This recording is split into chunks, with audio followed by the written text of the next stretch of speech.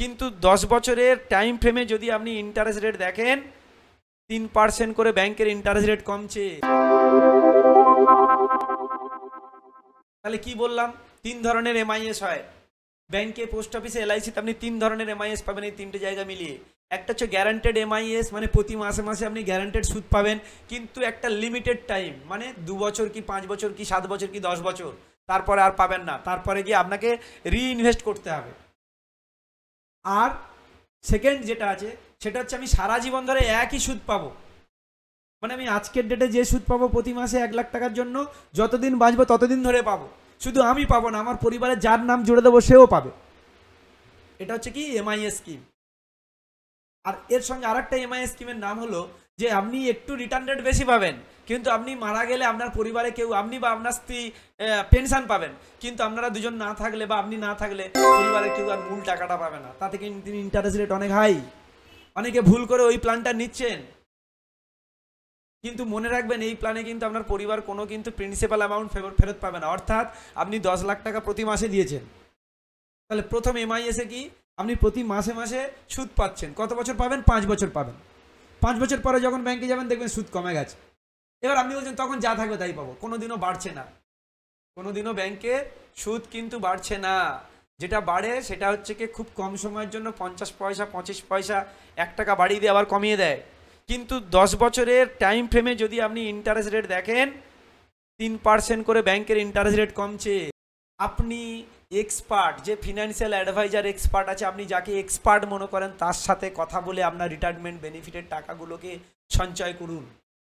যদি এটা কোনো কারণে আপনার ভুল দিকে চলে যায় তাহলে কিন্তু আপনি বৃদ্ধকালে আপনার কিন্তু কষ্টের শেষ থাকবে না।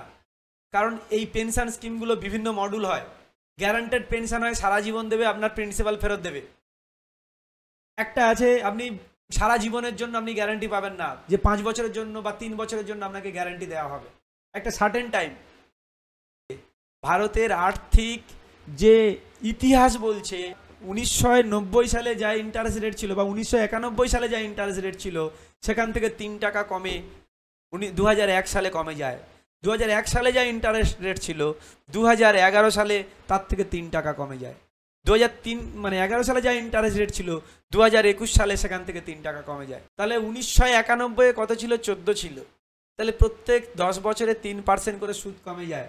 তাহলে যারা ভাবছেন আমি এখন তো সুদ পাচ্ছি, তখন যা দেবে দেবে একটা সময় কমে যাবে। তাই তো সবাই সারা জীবনের জন্য গ্যারান্টেড পেনশন স্কিম খুঁজছে, এবং সেটা এলআইসিতে আছে যে আপনি যতদিন বাঁচবেন ততদিন ধরে গ্যারান্টেড পেনশন স্কিম নেবেন, যে এখন যা দেবে আপনি যতদিন বাঁচবেন। সঙ্গে আপনার বউকে অ্যাড করতে পারেন, ছেলেকে অ্যাড করতে পারেন, মেয়েকে অ্যাড করতে পারেন, এইভাবে অপশান আছে।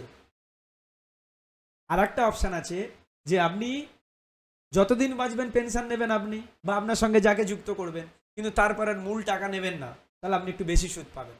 তাহলে এটা হচ্ছে ব্যাংকের পেনশন স্কিম।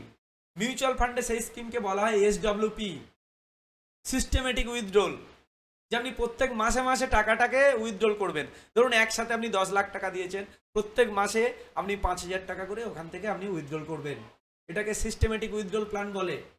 তাহলে যারা রিটায়ারমেন্ট করে আপনি রিটায়ারমেন্টের টাকা নিয়ে আসছেন, আপনি ব্যাংকে রাখলে তো 6% পাবেন গ্যারান্টেড পাবেন, বা 7% পাবেন গ্যারান্টেড পাবেন, এবং সেই 7%-এ বছরে কত 70,000 টাকা হচ্ছে। কিন্তু মিউচুয়াল ফান্ডে গোল্ড দিয়েছে লাস্ট ইয়ার 50, অ্যাভারেজ 50%। লাস্ট 1 ইয়ার, 1 বছর আগে যে 1 লাখ টাকা দিয়েছিল, 10 লাখ টাকা দিয়েছিল, তার এখন 15 লাখ টাকা হয়ে গেছে। তাহলে আপনি টাকা কোথায় রাখবেন? আপনি যদি করতে চান আমাদের লিঙ্কে কল করে আপনি বিস্তারিত জেনে নিন কিভাবে করবেন, আমরা আপনাদেরকে হেল্প করব। তাহলে এই এসডব্লিউপি আমি যদি গোল্ড কিনে নিই 10 লাখ টাকার, আর তাহলে এটা নিজের হাতে যে আপনি 10,000 নেবেন না 20,000 নেবেন, 5,000 নেবেন না 15,000 নেবেন। তাহলে আপনি ব্যাংক ইন্টারেস্টের মতো যদি ফিক্স করে নেন যে ব্যাংকে যে 7% দেয় ওই 7% আমি নেব, এবং ওখানে আমার 10 লাখ টাকার গোল্ডে পড়ে থাকবে, তাও আপনি 10 বছরে গিয়ে দেখবেন ওখানে কিন্তু গোল্ডের দাম অনেক বেড়ে গেছে, মানে ওখানে যে টাকাটা আপনি দিয়েছিলেন সেটা কিন্তু বেড়ে গেছে। আপনাকে যেভাবেই ভিডিও করুক না কেন, বিভিন্ন জন বিভিন্নভাবে ভিডিও করে আপনাকে বিভিন্ন রকম কথা বলবে, কিন্তু 100% আপনি বুঝে নিন যে মিউচুয়াল ফান্ডে কিন্তু গ্যারান্টেড স্কিমের থেকে গোল্ড এবং ইকুইটিতে অনেক বেশি রিটার্ন। এটা আমি বলছি না, এটা হিস্ট্রি বলছে। তাহলে আমরা যদি এসডব্লিউপিতে, যদি মিউচুয়াল ফান্ডে আমরা যদি রিটায়ারমেন্টের পয়সা বা এককালীন টাকা দিতে চাই, কোন ফান্ডগুলোতে আমরা দেবো? হাইব্রিড ফান্ডে দেবো, নিফটি 50 বেস ফান্ডে দেবো, ব্যালেন্স ফান্ডে দেবো, ডেথ ফান্ড তাহলে এইভাবে কিন্তু আমরা এসডব্লিউপিতে টাকা রেখে মাসে সেটা একবার বের করতে পারি, বা যখন লাগবে তখন কিন্তু আমরা উইথড্রল করতে পারবো। তাহলে পুরো কন্ট্রোলটাই আপনার হাতে থাকবে। তাহলে এইভাবে আপনার দেখুন, আজকের ডেটে কিন্তু আমরা কেউ আর ল্যান্ড ফোন ব্যবহার করি না, করি কি? তাহলে যখন আমরা আমাদের জীবনে ল্যান্ড ফোনকে সরিয়ে দিয়েছি, স্মার্টফোনকে ব্যবহার করছি, তাহলে সেই পুরনো দিনের যে ইনভেস্টমেন্ট স্ট্র্যাটেজি আপনারা সেই গ্যারান্টেড জায়গায় কেন পড়ে থাকছেন? আমার ইউটিউব চ্যানেলে আপনি দেখুন, এর আগে একটা ভিডিও দিয়েছিলাম যে ব্যাংক আমাদের টাকা নিয়ে কিভাবে কোথায় নিয়ে যায়, বা আমরা যে টাকা দিই কোথায় যায়। সেখানে দেখবেন একটা গ্রিন জোন আছে, একটা ইয়েলো জোন আছে, একটা রেড জোন আছে। তাহলে আমরা যে টাকাগুলো দিই সেগুলো গ্রিন জোনে দিয়ে আমরা শান্তিতে থাকি, আর ব্যাংক ওগুলো ইয়েলো জোনে সারাদিন রাত কাজ করছে, যেখানে সেখানে ইনভেস্ট করে। 24 ঘন্টা যেখানে বিনিয়োগ হয় সেখানে আপনার টাকা ইনভেস্ট করে, আর আপনি গ্যারান্টেড নিয়ে বসে আছেন। তাহলে আপনি সেখানে ইনভেস্ট করুন, কোনো ব্যবসাতে ইনভেস্ট করে দিন, দেখবেন অনেক বেশি রিটার্ন পাবেন। মিউচুয়াল ফান্ড হচ্ছে ব্যবসার জায়গায়, আর রিটার্ন সবচেয়ে ভালো বেশি কোথায় রিটার্ন হয়? এফডি করে হয় না ব্যবসা করে হয়? ব্যবসাতে হয়, এটা আপনিও জানেন। তাহলে আপনি এখানে বিনিয়োগকারী হতে পারেন, বিভিন্ন ব্যবসার পার্টনার হয়ে যেতে পারেন। সেটা কিভাবে সম্ভব, পুরো স্টেপ বাই স্টেপ আপনি এই ইউটিউব চ্যানেলের মাধ্যমে প্রত্যেকটা ভিডিও দেখুন, আপনি বুঝতে পারবেন। আপনি একজন সফল বিনিয়োগকারী হওয়ার জন্য আপনি এই চ্যানেলটাকে সাবস্ক্রাইব করুন, আপনি নিজেদের মধ্যে স্প্রেড করুন, এবং আপনি দেখবেন ধীরে ধীরে কিন্তু আপনি নিজের আর্থিক অবস্থার উন্নতি করতে পারছেন।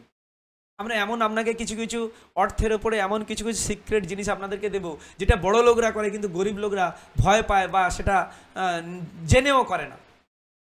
ছোট ছোট জিনিস দেখুন, একটা কথা আপনাকে বলি, আপনি যদি একটা ভালো চারা টবে লাগিয়ে দেন তাহলে কিন্তু ভালো ফুল ফুটবে, এটা আশা করা যায় না। সেটাকে সেটাকে লালন পালন করতে হয়। আপনি যদি আপনার একটা ছোট্ট সন্তান জন্মেছে, তাকে যদি ঠিকমতো লালন পালন না করেন, তাহলে কি সে সঠিকভাবে মানুষ হবে? তাহলে আপনি মিউচুয়াল ফান্ডে এসে আপনি কীভাবে লালন পালন করবেন, কিভাবে দেখবেন, তার জন্য একজন এক্সপার্ট কিন্তু আপনার প্রয়োজন। তাহলে আপনি ব্যাংকে যাবেন না ডাইরেক্ট করবেন, নাকি এক্সপার্ট মানুষের সাথে আপনি যুক্ত হবেন? তাহলে আমরা এসডব্লিউপিতে কি দেখলাম, যে সিস্টেমেটিক উইথড্রল প্ল্যান। এটা একটা এমন সিস্টেম যে ব্যাংকের এমআইএস এর একটা প্রতিরূপ, যে আমার কাছে এককালীন যে টাকা আছে সেটাকে আমি একসঙ্গে মিউচুয়াল ফান্ডে দিলাম, এবং আমার টাইম মতো আমি আমার শিডিউল মতো আমি অল্প অল্প 3 মাস বা মাসে বা প্রতি মাসে 2বার বা বছরে 1বার আমি কিন্তু উইথড্রল করতে পারবো। একা একা উইথড্রল হবে, সিস্টেম ক্রিয়েট করে দিই। তাহলে এইভাবে যদি আপনি মিউচুয়াল ফান্ডে 1 কোটি টাকা দেন, যেখানে এফডিতে যদি আপনি 1 কোটি টাকা দেন, আপনার কিন্তু মূল ডিফারেন্স কি, ওই 1 কোটি টাকা কিন্তু কোনো চেঞ্জ হবে না। আপনি প্রতি মাসে মাসে 50,000 টাকা সুদ পাবেন, কিন্তু 1 কোটি টাকা 1 কোটি বসানো থাকবে। কিন্তু মিউচুয়াল ফান্ডে আপনি যদি 1 কোটি টাকা দেন, আপনি কিন্তু 10 বছর পরে গিয়ে ওটা কিন্তু 2 কোটি টাকা দেখবেন, আর ব্যাংকে যে ইন্টারেস্ট সেটাও আপনি পাবেন। তাহলে আপনি ব্যাংকে করবেন, পোস্ট অফিসে করবেন, না মিউচুয়াল ফান্ডে আসবেন? মিউচুয়াল ফান্ডে আসতে গেলে আপনাকে দরকার যে ডাইরেক্ট আপনি করবেন, রেগুলারে করবেন, ব্যাংকে গিয়ে করবেন, না কোনো ফিনান্সিয়াল অ্যাডভাইজার ধরে করবেন। তাহলে আপনি আপনার সিস্টেমকে কিভাবে চালাবেন, এটা আপনাকে ডিসিশন নিতে হবে। তাহলে এটা আপনার করা প্রয়োজন যে আপনি ব্যাংক পোস্ট অফিসে টাকা না রেখে আপনি মিউচুয়াল ফান্ডে টাকা রাখুন। তাহলে আপনি কিন্তু অনেক বেশি রিটার্ন পেতে পারেন। তবে কিভাবে পাবেন সেটা কিন্তু আপনাকে জানতে হবে।